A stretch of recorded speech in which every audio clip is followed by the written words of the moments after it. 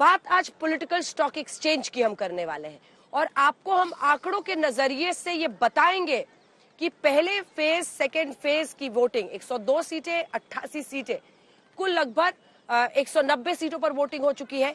190 सीटों पर जो वोटिंग प्रतिशत है वो क्या इशारा कर रहा है, हमने आपके लिए कंपैरेटिव डेटा हर वर्ष की वोटिंग का इन्हीं सीटों पर निकाला है। आज पीएससी में इसी पर हम करेंगे चर्चा।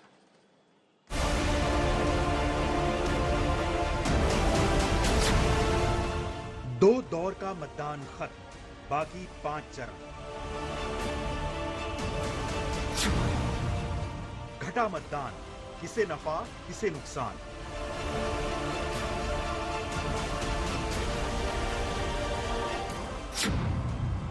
दो दौर की वोटिंग के मायने क्या हैं? घटते मतदान से कौन खुश कौन परेशान।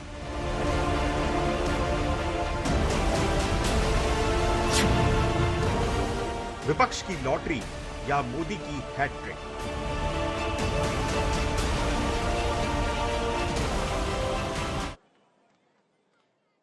विपक्ष की लॉटरी या फिर मोदी का हैट्रिक, आज इसी पर हम पीएससी में नंबर्स के नजरिए से चर्चा करेंगे, क्योंकि देखिए नंबर्स कभी झूठ नहीं कहते, ये कहा जाता है। हम आपके लिए जैसे सबसे पहले आपको बताते हैं मध्य प्रदेश 6 सीटें जहां पर वोटिंग हुई है, कुछ नंबर्स आपके सामने रखते हैं। मध्य प्रदेश 6 सीटों पर वोटिंग हुई, ये हम आपको 2019 के आंकड़े पहले दिखाते हैं। यहाँ पर 75% 75% इन्हीं 6 सीटों पर वोटिंग हुई थी। 2024 में क्या होता है देखिए, 7.5 के आसपास की कमी आ गई है, 67.5 आप कह सकते हैं 68। इधर आइए राजस्थान की 12 सीटें, 64% के आसपास वोटिंग हुई है, यहाँ पे लगभग 6.5% की गिरावट है 24 में। जिन 8 सीटों पर यूपी में वोटिंग हुई है 66% पिछली बार था, इस बार 5% की गिरावट है। महाराष्ट्र की जिन 5 सीटों पर पिछली बार हुआ था 64, यहाँ बहुत ज्यादा अंतर नहीं है, आधे फीसदी से भी कम का अंतर है इस बार वोटिंग में। जिन 4 सीटों पर बिहार में हुई है, यहाँ पर पिछली बार 53% था, इस बार लगभग 4.5% की गिरावट है। पश्चिम बंगाल में जिन 3 सीटों पर वोटिंग हुई है, यहाँ पर वैसे भी परसेंटेज बहुत हाई रहता है, 84.80% 2019 में, और इस बार लगभग 3.25% की कमी है। अब हम आपको सेकेंड फेज का दिखा रहे हैं। ये पहले फेज का हमने आपको दिखा दिया, वोटिंग परसेंटेज कैसे गिरा था। लगभग ऑन एन एवरेज आप देख रहे हैं 3 से 5% के आसपास गिरा है। अब हम आपको सेकेंड फेज का, जिस एमपी में ये जो गिरावट है देखिए बहुत ज्यादा है, लगभग 9% की गिरावट एमपी में 6 सीटों पर, ये सेकेंड फेज का है। राजस्थान में फिर देखिए 3.5% की गिरावट। उत्तर प्रदेश में 2019 के मुकाबले 2024 में जिन 8 सीटों पर वोटिंग है वहां पर 7.5% गिरावट। महाराष्ट्र की 8 सीटों पर लगभग 3% की गिरावट, 5% की गिरावट बिहार की 5 सीटों पर, पश्चिम बंगाल में गिरावट 5% के आसपास। ये वोटिंग परसेंटेज में गिरावट जो है आखिर ये क्या कहता है, यही हम बात करेंगे। कुल मिलाकर अब 2014 का चुनाव 2019 का जो चुनाव है जब सबसे ज्यादा वोट घट पड़े हैं वो आपको दिखा देते हैं। ये देखिए दूसरा फेज का हमने आपको दिखा दिया। अब अगला ग्राफिक्स हम आपको दिखाते हैं। ये देखिए जब सबसे ज्यादा वोट पड़े 2014 का चुनाव, दूसरे फेज में 69.62% और 2019 में लगभग उतना ही वोट पड़ा 69.57%। दूसरे फेज में पहले फेज में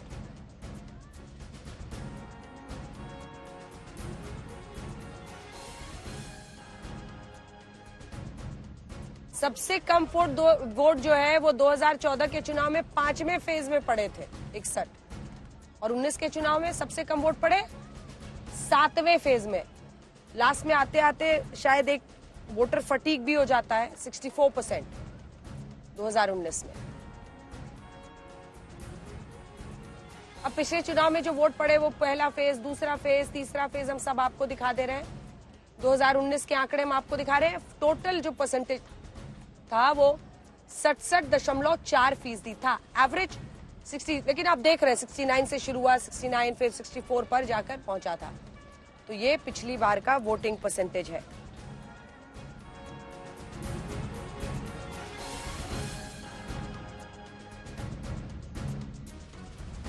अब पिछले 2 चुनाव का आपको वोटिंग परसेंटेज हम दिखा देते हैं जल्दी से। ये देखिए, ये 2014 का 66.44 और 67.4%। ठीक है, ये नंबर्स दिखाते रहिए, खास मेहमानों से परिचय करा देते हैं। घटती वोटिंग जो है, बढ़ती फिक्र कैसे 2019 में देखिए पहला फेज, 24 में देखिए लगभग आप देख रहे हैं 6% के आसपास की गिरावट है पहले फेज में, और दूसरे फेज में लगभग इतना ही 6% की गिरावट है पहले दूसरे फेज में। ये बहुत बड़ी चिंता की बात है। दरअसल लोकतंत्र में आदमी ये सोचता है कि धीरे धीरे वोटर जागरूकता बढ़ने से वोटिंग परसेंटेज में इजाफा होगा, लेकिन इजाफे की जगह अगर वो घटने लगे तो ये चिंता की बात होती है। और आप देख रहे हैं 5 से 6% पिछले बार के मुकाबले इस बार वोटिंग परसेंटेज गिरा है।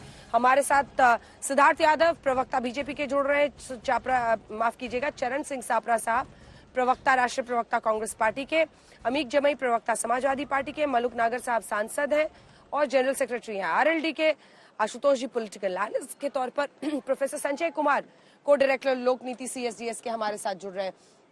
संजय जी, मैं सबसे पहले आज आपके साथ शुरुआत करना चाहती हूँ, क्योंकि इससे पहले कि हम लोग आगे बढ़े, नंबर्स के लेंस से अगर देखना है तो आपका एक क्लियर टेक इस पर कि किसी भी डेमोक्रेसी के लिए अच्छा नहीं है वोटिंग परसेंटेज गिर रहा है, लेकिन ये वोटिंग परसेंटेज का गिरना किन वजहों से है ये समझाइए।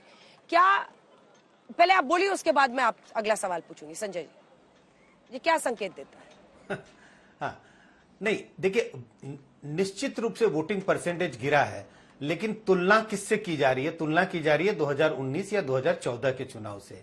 अगर आप इन 2 चुनाव को किनारे रख दें और उसके पहले के चुनाव शुद्ध करें, बल्कि आप 52 से लेकर करके 2009 तक के चुनाव के टर्नआउट के एवरेज से भी करेंगे तो आपको चुनाव का टर्नआउट गिरता हुआ दिखाई नहीं पड़ेगा। 2014 का चुनाव, 2019 का चुनाव, दोनों चुनाव थोड़े से अनयूजुअल चुनाव थे, थोड़े अलग थे। 2014 के पहले देश भर में एंटी करप्शन मूवमेंट जोरों पर था और एक तरह से कांग्रेस विरोधी मूड था देश में। प्रधानमंत्री, उस समय प्रधानमंत्री नहीं थे, नरेंद्र मोदी के लिए एक आकर्षण था और एक बहुत जबरदस्त दूसरे तरह का चुनाव हो रहा था। और 2019 में हम सबको पता है पुलवामा बालाकोट के बैकड्रॉप में हुआ, तो बहुत उत्साह था। तो पहली बात तो ये कि अगर 2 चुनावों को आप अलग कर दें और उसके पहले के अगर आप 15 लोकसभा चुनाव के एवरेज टर्नआउट से तुलना करेंगे तो आपको गिरा हुआ दिखाई नहीं पड़ेगा। आपको लगेगा कि चुनाव में टर्नआउट जो है वो बड़ा सम्मानजनक है। लेकिन अब दूसरी बात पर आता हूं, क्या कारण हो सकते हैं? ओवरऑल तो गिरता हुआ बिल्कुल निश्चित दिखाई पड़ता है। गिरता हुआ मतदान किस कारण से हो सकता है? पहला, अर्बन इलाकों में अगर गिरा है तो उसकी एक वजह शुक्रवार भी है, लॉन्ग एक्सटेंडेड हॉलीडे, शुक्रवार शनिवार इतवार। कई ऐसे मतदाता होते हैं जिन्हें लगता है कि वोट देने से तो अच्छा है कि इस छुट्टी का इस्तेमाल किया जाए और कहीं घूम आए। मौसम का भी जिक्र बार बार हो रहा है, लेकिन अगर ये दोनों एक बड़े नैरेटिव बताते हैं। लेकिन अगर आप देखें बिहार में भी, जिसकी चर्चा कर रहे थे कि एवरेज शायद 7-8% कम हो रहा है, लेकिन एक एक कंस्टिट्यूंसी को अलग अलग देखें तो पूर्णिया में 3.5% कम है, दूसरे किसी कंस्टिट्यूंसी में 6 या 7% कम है। नेचर ऑफ पॉलिटिकल कंटेस्ट जो है वो भी एक फैक्टर है। जिस लोकसभा क्षेत्र में ऐसा लगने लगता है कि एक बड़ा मजबूत उम्मीदवार है और दूसरा बड़ा कमजोर है परसेप्शन के हिसाब से, तो टर्नआउट कम हो गया। लेकिन जहां कांटे का मुकाबला है, बंगाल के कंस्टिट्यूंसीज को देखें आप, पहले दौर की जितनी कंस्टिट्यूंसी थी सब में लगभग उतना ही मतदान हुआ जितना 2019 में हुआ था। दूसरे दौर की कंस्टिट्यूंसी में तो थोड़ा कम हुआ है। बंगाल का चुनाव देश के अलग दूसरे राज्यों के चुनाव से थोड़ा अलग दिखता है। मैं अभी भी कह रहा हूं परसेप्शन के हिसाब से लग रहा है वहां बड़े कांटे का मुकाबला हो रहा है। तो ये जो मुकाबला किस तरह का है, ये भी एक डिटरमाइनिंग फैक्टर है वोटरों को एक तरह से में उत्साह पैदा करने के लिए, मोबिलाइज करने के लिए। और दोनों तरफ के वोटर, एक पार्टी के समर्थक और दूसरी उस पार्टी के विरोधी, सारे लोग बूथ पर जमा होते हैं और वोट करते हैं। मुझे लगता है कुल मिला के मैं इन टर्नआउट के फिगर को ऐसे ही रीड कर रहा हूं।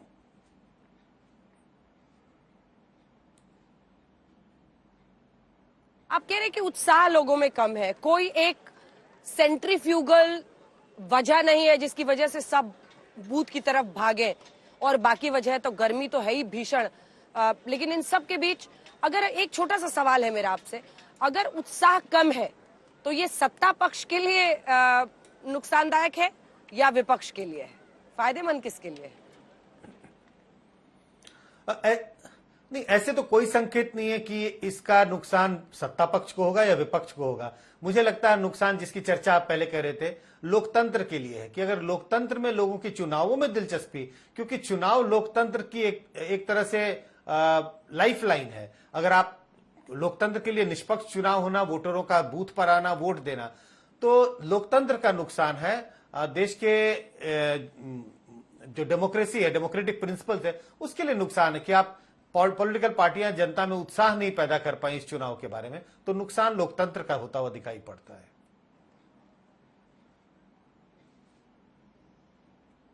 आशुतोष जी, अब एक कमेंट आपसे छोटा सा लेकर फिर मैं राजनीतिक मेहमानों का तुरंत रुख करूंगी। कई लोग ये मानते हैं कि ये चुनाव नरेंद्र मोदी एक नेता के तौर पर उनके इर्द गिर्द हो रहा है। विपक्ष का प्लैंक है कि हम लोकतंत्र बचाने, संविधान बचाने के लिए जंग लड़ रहे हैं, और प्रधानमंत्री नरेंद्र मोदी का कहना है कि हम 2047 के लिए विकसित भारत के संकल्प के साथ चल रहे हैं। अब अगर इन दो फोर्सेस को दोनों तरफ हम रख ले तो ऐसे में वोटरों का उत्साह कम होना, जबकि माना जाता है कि वोटर जागरूकता बढ़ती है, हर चुनाव में बेहतर होती है स्थिति, उसका घटना, आपको क्या लगता है इससे किस हिस्से, किस साइड को फायदा हो रहा है? अंजना जी, चूंकि आपने नरेंद्र मोदी का जिक्र किया, मैं दरअसल नरेंद्र मोदी के जिक्र से अपनी बातचीत शुरू नहीं करना चाहता था, लेकिन चूंकि आपने शुरू किया है तो इसलिए मैं एक बात कहना चाहता हूं। हम बार बार दो फेज में हमने कहा कि उदासीन है, जो वोटर है वो उदासीन है। सवाल ये उठता है कि वो वोटर उदासीन क्यों है, वोटर उदासीन क्यों है ये समझना पड़ेगा। अभी संजय जी ने 2014 के पहले की बात की। देखिए, 2014 के बाद से भारत की राजनीति में जबरदस्त तरीके से बदलाव आया है।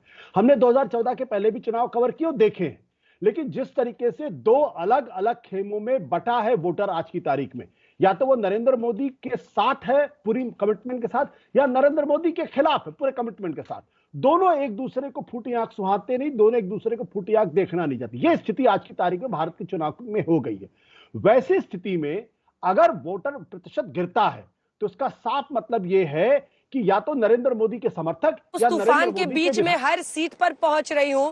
एक बार आशुतोष जी को दिखा दीजिए। आशुतोष जी, जो आपने कहा है उसका सामना मैं रोज कर रही हूं, क्योंकि हर दिन जहां भी जिस लोकसभा सीट में जाते हैं एक तूफान आता है, और तूफान के बीच में बहुत मुश्किल होता है। जो आपने कहा ना कि मतलब एक इस तरफ है, एक उस तरफ है, और दोनों को एक दूसरे को मतलब फूटी आंख जिसको कहा जाता है, वाकई ये नहीं आ रहा है। लेकिन उदासीनता किसके लिए बेहतर है? उदासीनता किसके लिए बेहतर साबित होगा? ये एक ऐसा सवाल है जिसका जवाब देना थोड़ा सा मुश्किल काम। मैं क्यों कह रहा हूं, मैं उदासीनता को खोजने की कोशिश करूं। उदासीनता क्यों? मैंने कहा दो खेमों में बटे हुए हैं, तो दो खेमों में ये कि हर जो पक्ष है, जो विपक्ष, दोनों का एक खास तरीके का कमिटमेंट हो जाता है कि या तो मैं नरेंद्र मोदी को वोट हराने के लिए दूंगा या नरेंद्र मोदी को जिताने के लिए दूंगा।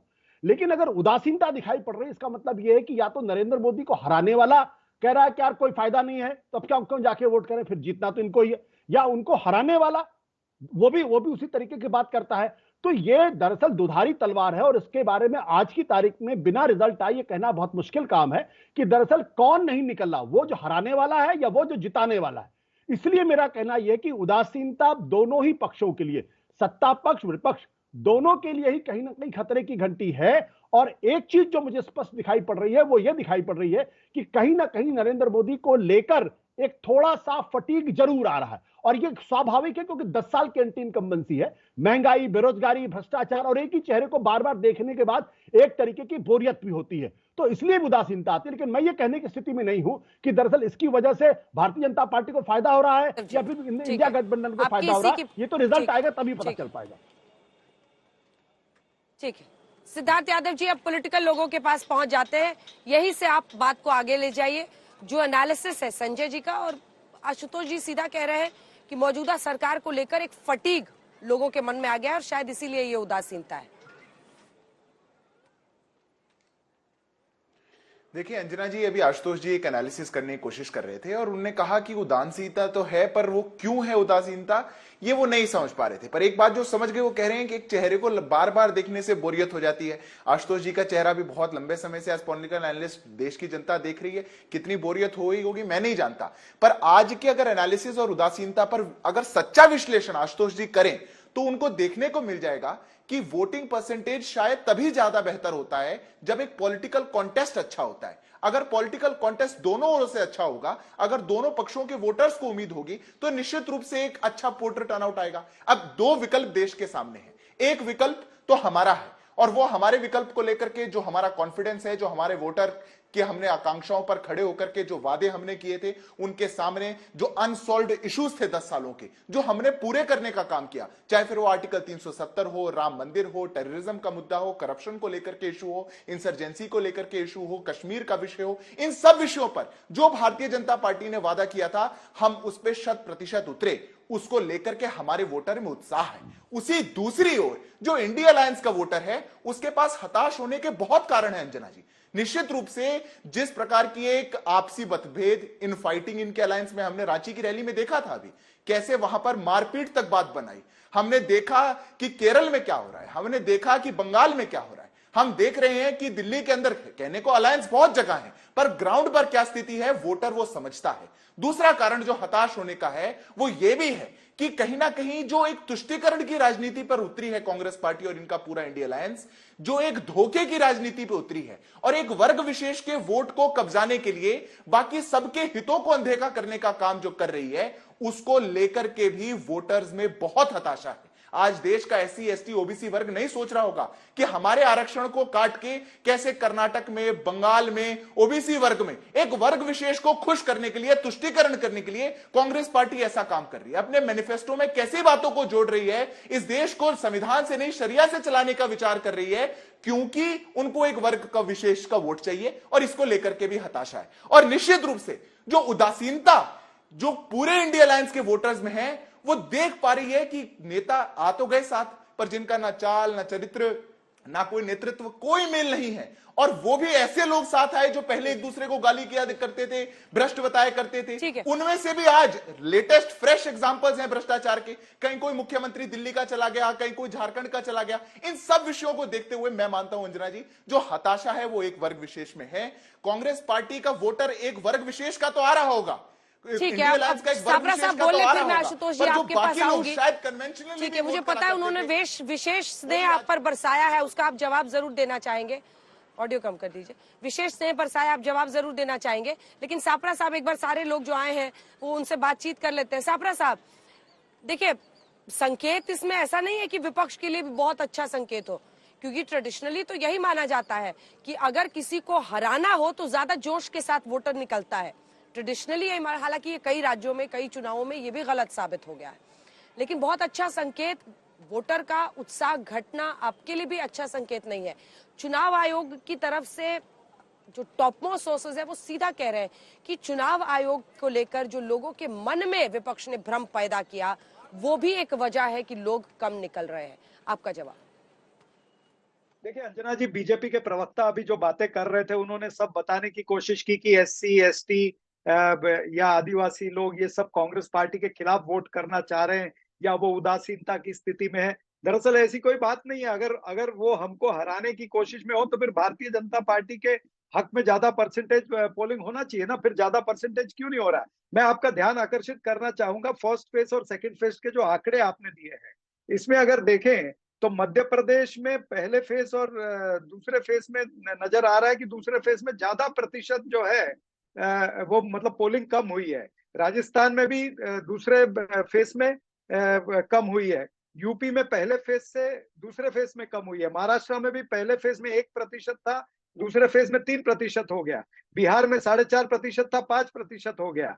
और उसी तरह पश्चिम बंगाल में 3.75 था, वो 5% हो गया। यानी सेकेंड फेज के अंदर लोग और भी कम मात्रा में निकले हैं। इस तरह से ये सारी चीजें नजर आ रही है। तो कहीं ना कहीं ये नजर आता है कि भारतीय जनता पार्टी जो वादे कर रही है, जनता उसके ऊपर विश्वास नहीं कर रही। और मैं बीजेपी से पूछना चाहता हूं, भाई आप तो कहते थे कि नरेंद्र मोदी जी ने कहा कि हर बूथ के अंदर 370 वोट बढ़ानी है, तो कहां है आपके पन्ना प्रमुख, कहां है आपके बूथ के अध्यक्ष? अगर आप अपने आप को विश्व की सबसे बड़ी पार्टी कहते हो और इतने सारे पन्ना प्रमुख आप कहते हो कि लाखों की संख्या में पन्ना प्रमुख है, तो फिर वो पन्ना प्रमुख घर में क्यों सो रहे हैं?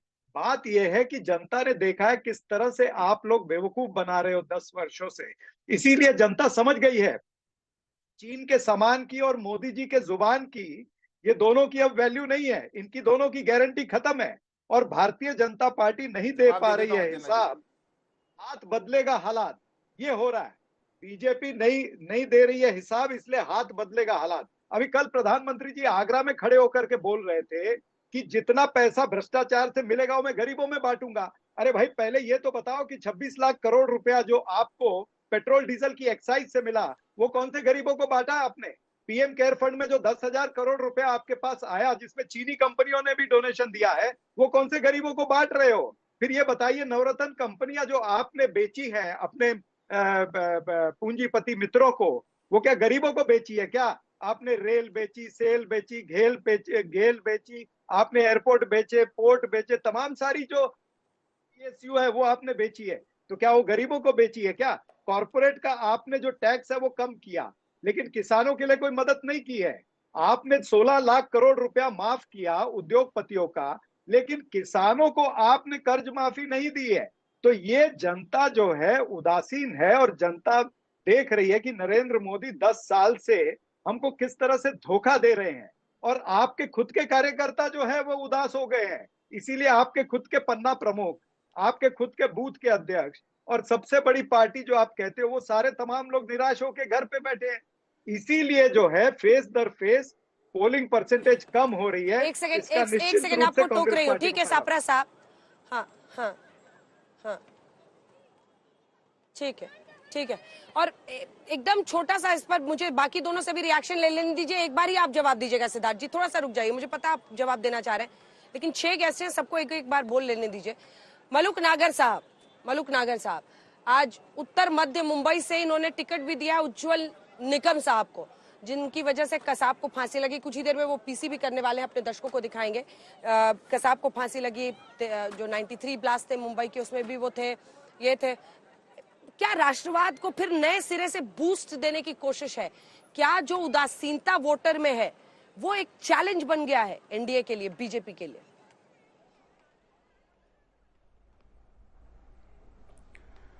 देखिए अंजना जी, जहां तक बात है देश की और राष्ट्रवाद की, तो जो जिनको टिकट दिया है जो निगम साहब को, तो इनकी जो छवि है वो देश में ऐसी है कि इन्होंने हमेशा देश के लिए काम करा, और देश पे अगर किसी ने उंगली उठाने का काम करा तो इन्होंने बगैर अपनी जान की परवाह करे बगैर आगे आए और उनको सजा दिलाने का काम करा है।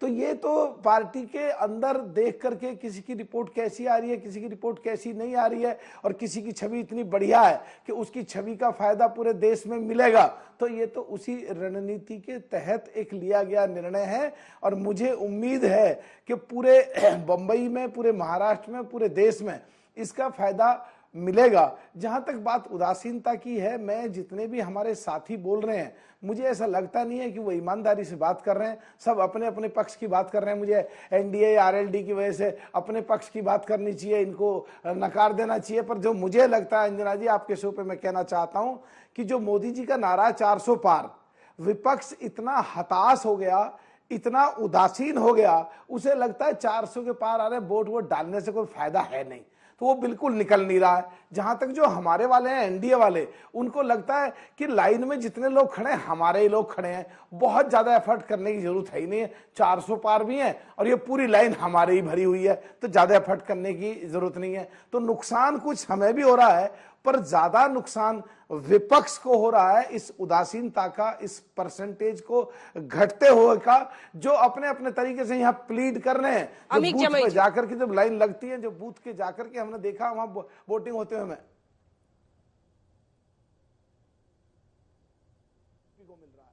अमित जमई जी, और बिहार, एक बार बिहार यूपी के नंबर्स फिर से दिखा दीजिए, बल्कि सारे जो नंबर्स हैं।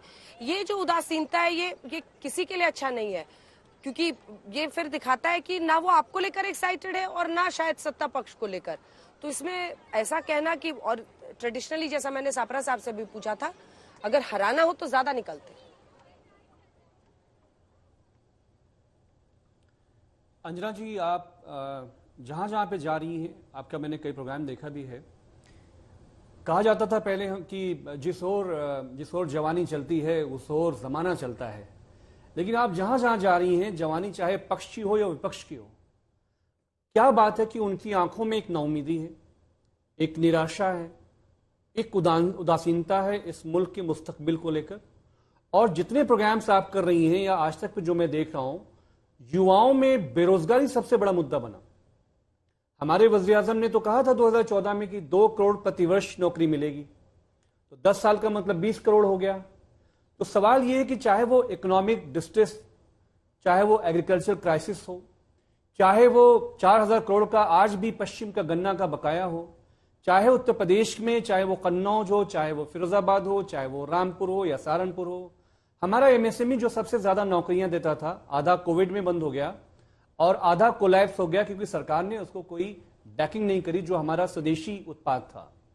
तो देश में जाहिर सी बात है कि जब गांव हमारा खेत है, खलियान है, हमारे खेतीहर लोग हैं, समाज है, किसान है, जब वो खुशहाल नहीं होगा, जब हमारा किसान जो भगवान खुशहाल नहीं होगा, तो प्रधानमंत्री जी और हम पक्ष और विपक्ष वाले खुश कैसे हो सकते हैं?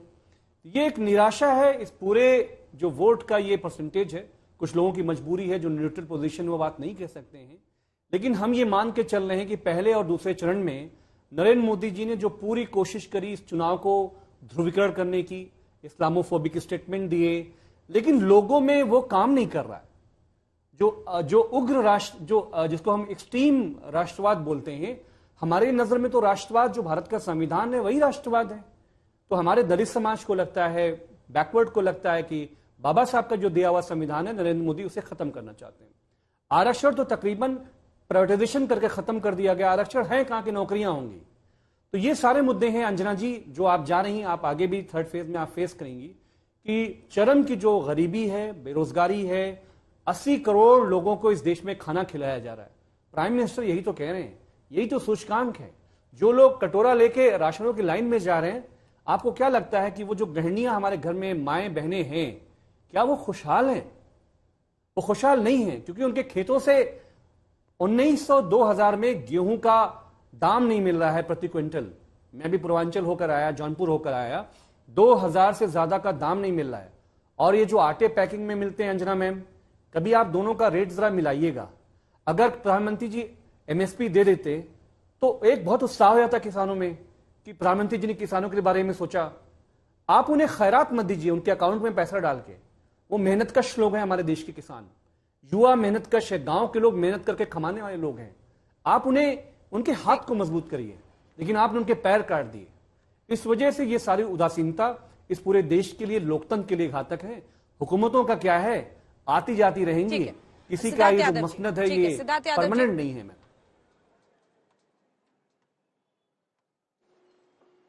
बिल्कुल विपक्ष की लॉटरी या मोदी का हैट्रिक। अब मुझे लगता है कि इसी पर रहते हुए दो लाइन का कमेंट सबसे लेते हैं। सिद्धार्थ यादव जी, आप जवाब भी दे लीजिएगा, और विशेष स्नेह आपने आशुतोष जी पर बरसाया था, वो भी उसका जवाब देना चाह रहे हैं। छोटा सा बोलिएगा सिद्धार्थ जी। जी अंजना जी, मैं बस 1 मिनट लूंगा। अंजना जी अभी ये कह रहे थे कि ज्यादा वोटिंग हो रही है तो भाजपा के लिए क्यों नहीं हो रही? सापरा साहब कह रहे थे, अरे भाजपा के लिए ही हो रही है, भरपूर वोटिंग हो रही है। हमारे पन्ना प्रमुखों को जाकर के ढूंढ रहे हो, आपको अमेठी और रायबरेली में कैंडिडेट नहीं मिल पा रहा। जिस पार्टी के पास कैडर है और नीचे तक कार्यकर्ता खड़ा है जो भरपूर वोटिंग करवा पा रहा है, उसका परिणाम 4 जून को देख लीजिएगा, उसकी मैं बात नहीं करूंगा। पर अभी समाजवादी पार्टी के साथी कह रहे थे, कह रहे खैरात बांटी जा रही है। खैरात नहीं अंजना जी, 32 लाख करोड़ का डीबीटी गया है 10 सालों के अंदर। 32 लाख करोड़ का डायरेक्ट बैंक ट्रांसफर। अगर आप लोग की सरकारों का फॉर्मूला लगाया जाता और 1 रुपए का 15 पैसे पहुंचता था, जैसे आपके नेता कहा करते थे, कितना जाता? 4 लाख करोड़, बाकी सब खा जाते। आज इस देश में देश का गरीब डिग्निटी के साथ देश की सरकार से सुविधाएं ले पा रहा है, और आप उसका मखौल बनाना चाहते हैं। वो कह रहे हैं कि जहां भी हम जा रहे हैं वहां निराशा देखने को मिलती है। निराशा तो अंजना जी तब देखने को मिलती थी जब आपके चैनल पे आया करते थे, और वो 2014 से पहले हेडलाइन चला करती थी कि इस देश की इकोनॉमी आईसीयू में जा चुकी है, यासीन मलिक प्रधानमंत्री से मिल रहा है, कश्मीर में पत्थरबाजी हो रही है, बाटला हाउस एनकाउंटर में सोनिया गांधी के आंसू निकल रहे हैं, इस देश में चारों ओर बम धमाके हो रहे हैं। तब निराशा नहीं होती थी। और आज जब देश में हेडलाइन चालू की जाती है तो देखने को मिलता है 370 हट चुका है, G20 करवाया जा रहा है, राम मंदिर बन चुका है। इस देश में विश्व भर के नेता इस देश की ख्याति के बारे में दुनिया भर में चर्चा कर रहे हैं। भारत की इकोनॉमी 1.8 ट्रिलियन से 3.8 ट्रिलियन की पहुंच गई है। 10वें पायदान से हम 5वें पायदान पे पहुंच गए हैं। 2047 में हम विकसित भारत होने वाले हैं। जब ये हेडलाइंस को देश का युवा देखता है तो कहीं ना कहीं खुश महसूस करता है, वो खुशी को महसूस करता है। आपने अपने राज्य में 1 एम्स बनवाया, 6 एम्स अटल जी ने बनवाए और 10 साल में 15 एम्स हमने बनवाए, और आप निराशा की बात करते हैं। मुझे लगता है कि इसके बारे में विचार करना चाहिए। अंजना जी, 10 सेकंड लूंगा। ठीक है सिद्धार्थ जी, संविधान की भी बात करी थी। सिद्धार्थ जी अब जवाब सुनिए, संविधान को खत्म। और सापरा साहब आज सुबह में अमेठी और रायबरेली भी गई थी। अभी मैंने 7 बजे के प्रोग्राम को देखा। ठीक है सिद्धार्थ जी प्लीज, 7 बजे का प्रोग्राम का टीजर देखा तो अभी माना जा रहा है कि वहां का जो क्लाइमैक्स सीन है वो आने वाला है। तो क्या हम माने कि राहुल जी अमेठी से और प्रियंका जी रायबरेली से फाइनली चुनाव लड़ने को तैयार हो गई हैं? आज सीईसी की बैठक है, उसके बाद ऐलान होगा।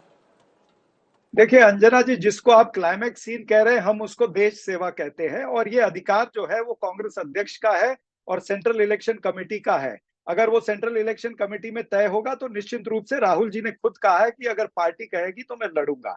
अभी मैं आता हूं दूसरी बात पर। मैं हूं मध्य प्रदेश में, 2 दिन हो गए, अभी आज मैं इंदौर में हूं। यहाँ पर मैंने एक होर्डिंग देखी, उस पर लिखा था दमदार कामदार, लेकिन फिर भी यहाँ पर उदासीनता क्या है? आपने खुद अभी कहा कि मध्य प्रदेश के अंदर 7.5% से 9% हो गया सेकंड फेज में। ये क्यों है? क्योंकि लोगों को पता है कि ये दमदार कामदार लिखते हैं लेकिन देश को कर्जदार भी बना देते हैं। देश के ऊपर कर्जा हो गया है। आज जो आम आदमी है, मिडिल क्लास है, उसे घरेलू खर्च के लिए कर्जा लेना पड़ रहा है। आज जो घरेलू बचत है वो खत्म हो गई है। आज लोगों के पास में ये मंगलसूत्र कहते हैं, इनको ये कभी इन्होंने गिना कि कितनी औरतों ने मंगलसूत्र दे के अपने बच्चों को पढ़ाने के लिए पैसे दिए होंगे, या कितने लोगों ने अपने घरेलू खर्च के लिए मंगलसूत्र अपने बेचे होंगे ये पिछले 10 सालों में? इसका भी आंकड़ा लगा लीजिए। और जहां तक आप बड़ी बड़ी बातें कर रहे हैं तो मैं आपको याद दिलाऊं कि बीजेपी की और पीडीपी की जब सरकार थी जम्मू कश्मीर के अंदर, तभी भी लोग उदासीन थे, क्योंकि पूरा देश देख रहा था कि वहां पर पत्थरबाज जो हैं उनके केस माफ हो रहे थे। 10,000 पत्थरबाजों के केस माफ हुए और मेजर आदित्य कुमार के ऊपर केस हुआ। पठानकोट के अंदर आपने आईएसआई को रेड कारपेट वेलकम दिया, और जब हमारी सेना जब आतंकवादियों से लड़ रही थी तब आपने एक तरफा युद्ध विराम किया था। एक तरफा युद्ध विराम किसमें होता है? 2 देश की सेनाओं में होता है। लेकिन आपने भारत की सेना और पाकिस्तान के आतंकियों के बीच में युद्ध विराम किया। तो हमें मत सिखाइए। जम्मू कश्मीर पर बोलोगे तो मैं जम्मू कश्मीर का उत्तर दूंगा, उत्तर प्रदेश पे बोलोगे तो मैं उसका उत्तर दूंगा। आपके अंदर खामियां है, लोग दुखी हैं, लोगों को पता है कि ये दमदार कामदार लिखते हैं लेकिन देश को कर्जदार बनाते हैं। आपने इस देश को कर्जाई बनाया है, हर व्यक्ति के ऊपर कर्जा चढ़ाया है, ये वस्तु स्थिति है। और इसीलिए लोग उदास है और इसीलिए लोग आपको मदद भी करना चाहते हैं। लोग ये कहते हैं कि घटी कमाई, बड़े हैं खर्चे, गली गली में है बदलाव के चलते। तो ये बदलाव हो रहा है।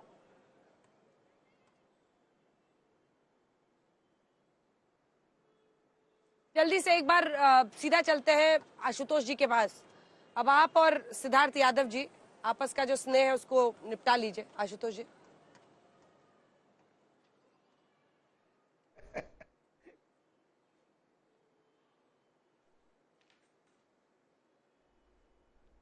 म्यूट हो गया, अरे म्यूट हो गया। म्यूट। देखिए अंजना जी, भारतीय जनता पार्टी का स्नेह तो मुझे बहुत मिलता रहा। मैं बड़ा सौभाग्यशाली हूं इस बात को लेके कि उनका आशीर्वाद और स्नेह लगातार मेरे ऊपर टपकता है। मैं बहुत सौभाग्यशाली हूं। लेकिन जब मैं आपसे बातचीत कर रहा था तो मैंने गूगल किया, और गूगल करने के बाद मेरी नजर पड़ी भोपाल में।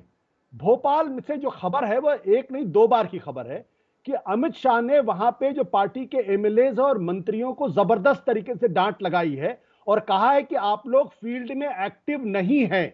और यह भी कहा है कि चुनाव के बाद एक रिपोर्ट कार्ड बनाई जाएगी और जिन मंत्रियों के यहां लगातार डिप हो रहा है उनको हटाया जाएगा और जिनके यहां लोग आ रहे हैं उनको बनाया। अब ये जो चिंता है अमित शाह की, ये दर्शा रहा है कि मध्य प्रदेश के अंदर जहां 9.12% का ड्रॉप है, ये अमित शाह की चिंता। उनको इस बात का उनको ये बात समझ में आ रही है कि उनके अपने कार्यकर्ता शायद खुद नहीं निकल रहे हैं वोटर को पोलिंग बूथ तक लाने के लिए। और ये खबर 1 बार नहीं 2 बार अमित शाह ने कल परसों रात को भी अपने लोगों को डांट फटकार लगाई थी और कल भी डांट फटकार लगाई थी। दूसरी बात जो अभी जो बात सिद्धार्थ जी कह रहे थे, मैं उसमें सिर्फ एक चीज जोड़ना चाहता हूं कि रिजर्व बैंक के आंकड़ों के मुताबिक जो नेट हाउस होल्ड सेविंग है वो पिछले 47 साल की सबसे लोएस्ट है। मतलब जो आम घर की जो सेविंग होती है उसमें 47 साल का सबसे कम स्थिति पैदा हो गई। और जो डेट है, जो प्रति परिवार जो डेट ले रहा है वो भी हाईएस्ट इस वक्त बढ़ गया है। तो भारतीय जनता पार्टी थोड़ा कम के बारे में बात करें, बहुत जल्दी अच्छी से बात है। मल्लुक नागर जी, दो सेंटेंस में उसका कर्ज बढ़ता जा रहा है और उसकी सेविंग आशुतोष जी की बातों का जवाब। जी एक तो जो सपरा साहब किसानों की बात कर रहे थे, चौधरी चरण सिंह जी जो किसानों के देवता मसीहा हमेशा तलखी दिखती थी नेहरू जी और उनके बीच में, और उनको जब प्रधानमंत्री बने तो 40 दिन में उतार दिया और उनको भारत रत्न नहीं दिया 40 सालों से। तो किसानों की बात तो छोड़ दें। आशुतोष जी की जहां तक बात है, आशुतोष जी की हम बड़ी इज्जत करते हैं, बड़ा अच्छा बोलते हैं पिछड़ों के लिए और दलितों के लिए, पर चेहरे की बात आज कुछ समझ नहीं आई। तो अंजना जी आपका चेहरा इतना फेमस है, लोग देखने को एकदम टीआरपी बढ़ती है, आज तक को देखने के लिए टीआरपी बढ़ती है। तो जो अच्छे काम करते हैं उनके चेहरे से बोर नहीं होते। मोदी जी का जब नाम आता पब्लिक टूट के पड़ती है। तो मैं इनकी बात से पूरी तरीके से एकदम सहमत नहीं हूं।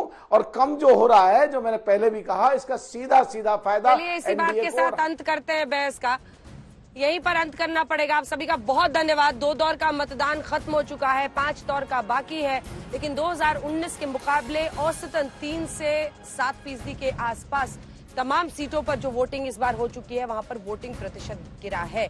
वोटर की ये उदासीनता क्या कहानी सुना रही है, इस पर नजर। और आने वाले फेजेस में अगर आपकी लोकसभा सीट में वोटिंग है, जरूर निकलिए। ये आपकी सबसे बड़ी जिम्मेदारी है लोकतंत्र का हिस्सा होते हुए, एक नागरिक होते हुए। देश दुनिया की बाकी खबरों के लिए देखते रहिए आज तक।